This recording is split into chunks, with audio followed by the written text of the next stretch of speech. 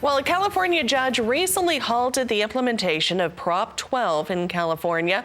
Well, the law won't take effect until 6 months after the state actually publishes the final rules. Agriculture groups say the ruling highlights the need for a Supreme Court review. Well, Roger McEowen with the Washburn University School of Law joins us now with the latest in today's Rule Money segment. Roger, as always, thank you very much for taking the time to chat with us. Certainly is an important topic. First of all, just give us a little bit of background on the matter and, of course, what this latest ruling means.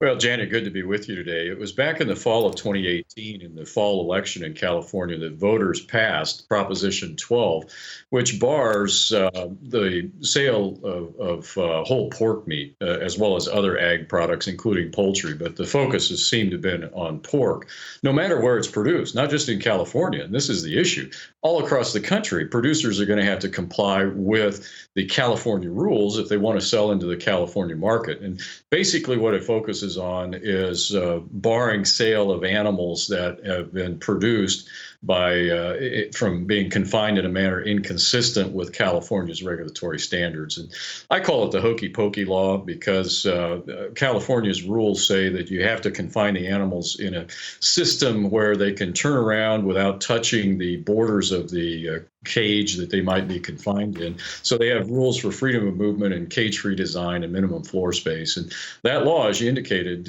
actually has been challenged on constitutional grounds. There's a couple cases out there, the one you referenced, delaying implementation until California gets their regs in place, which we're over 3 years after the fact. They haven't done that yet.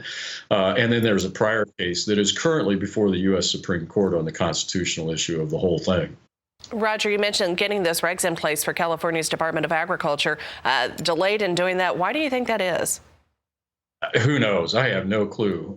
But that is the delay that's being challenged.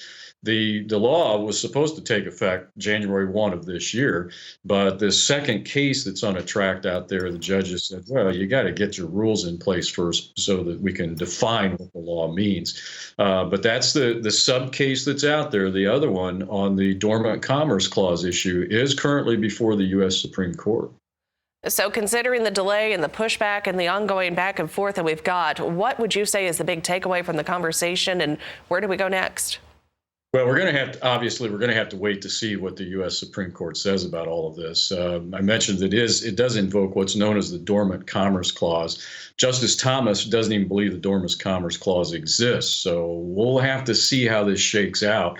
It could be a mixed opinion, but it's a really big issue for many producers nationwide, particularly hogs and poultry. And the California market's a big market, and that's one of the big issues here. If producers lose that market, then that product's going to have to go elsewhere across the country. So it has implications for cost to producers to comply as well as prices for consumers. All right. Well, Roger, as always, thank you very much for your insight this morning. Roger McEowen, he's with the Washburn University School of Law, connecting with us today.